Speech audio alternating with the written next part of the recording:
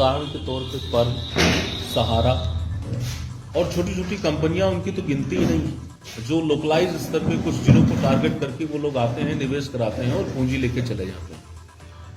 हमारी कांग्रेस पार्टी ने ये अनुभव किया और लोगों के बीच में संवाद के साथ में ये बात सामने आई कि लाखों निवेशक इस तरह के हैं जिनका पैसा सहारा इंडिया में लगा हुआ है, जो एक तरीके से डूबा सा हुआ है, डूब गया है, जो उन्हें वापस नहीं मिल रहा विभिन्न प्रयत्नों के बाद भी। तकरीबन 24,000 करोड़ रुपया जो उनका रियल एस्टेट और हाउसिंग जो कंपनी थी उनकी, जो सेबी के अनुमति के बिना सहारा इंडिया ने प्रारंभ किया था, तो वो पूरा का पूरा जो धन है वो निवेशकों का उन्हें वापस नहीं दिया जा रहा है।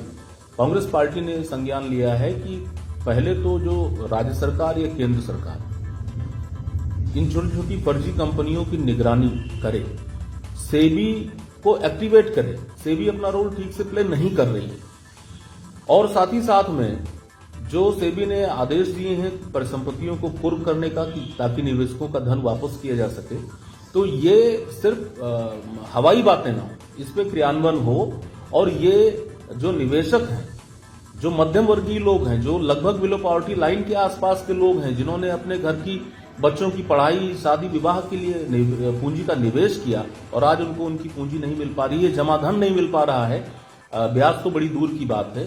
तो हम लोगों का ये है कांग्रेस पार्टी का कि हम लोग इस पे आगे संघर्ष करेंगे। 4 तारीख को हम लोग ये प्रदेश व्यापी स्टेट कॉल है, जिसमें प्रदेश व्यापी प्रत्येक जनपद मुख्यालय पर विरोध प्रदर्शन किया जाएगा ताकि केंद्र और राज्य सरकार जागे और इस पे तत्काल प्रभाव से एक्शन ले ताकि निवेशकों का धन उन्हें वापस मिल सके।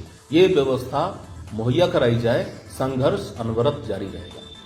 ये काफ़ी टाइम से इस तरह की जो धोखाधड़ी लोगों के साथ हो रही है, काफ़ी टाइम से हो रही है, तो क्या अभी इस मुद्दे को उठाना जरूरी था या आपके संज्ञान में अब आया है?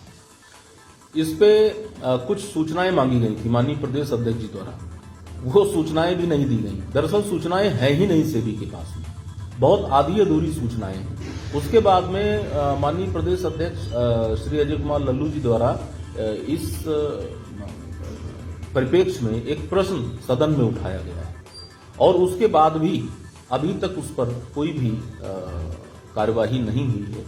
तो अब कांग्रेस पार्टी इसको एक संघर्ष का रूप देने के लिए तैयार है। सड़क पर लाने की बात है, हम लोग सड़क से सदन तक इसका संघर्ष करेंगे। क्या कुछ आपका वो रहेगा स्टैंड, पार्टी का स्टैंड क्या कुछ? पार्टी का स्टैंड स्पष्ट है, हम लोग इसका विरोध प्रदर्शन करेंगे। वो उन सारे लोगों से प्रत्येक जनपद पे हमारे संगठन से उन लोगों का संवाद हो रहा है धीरे धीरे, जो निवेशक हैं, और एक ये विरोध प्रदर्शन करेंगे और इसके बाद भी अगर सरकारें नहीं जागी तो फिर उसके बाद में हम लोग एक ठोस रणनीति बनाएंगे और फिर आगे संघर्ष होगा। राज्य और केंद्र सरकार का इसमें क्या रोल? सेबी को लीड करती है, सेबी को भाई मुझे लगता है कि वित्त मंत्रालय गवर्न करता है। तो देखिए, राज्य सरकार चाहे प्रदेश की हो या केंद्र की हो, सरकार ही तो तय करेगी ना कि उसके प्रदेश में या देश में क्या हो रहा है। नियमन कौन करेगा? नियम तो या तो संसद बनाएगा या विधायिका बनाएगी। तो इन दोनों में, और इसमें कोई ऐसा नहीं है, एक सरकार होती है जिसके कार्यकाल में एक ऑर्गेनाइज्ड लूट होती है और दूसरी सरकार होती है वो सेबी के ऊपर की सेबी सारी चीजें करेगी, उसके बाद में वो उसको ठंडे बस्ते में डाल देती है। तो ये एक षड्यंत्र है, कॉन्स्पायर्ड है। ये लोग इनोसेंट नहीं है। जो सरकारें हैं केंद्र की और प्रांत की, जो भाजपा की सरकार है, वो इनोसेंट नहीं है, इस मुद्दे के प्रति गंभीर नहीं है। वो नहीं चाहते, उनको इस बात से जन सरोकार से लेना देना नहीं है कि निवेशक का पैसा उन्हें वापस मिले। अगर ऐसा होता तो उन्होंने कोई अब तक ठोस कार्यवाही की होती।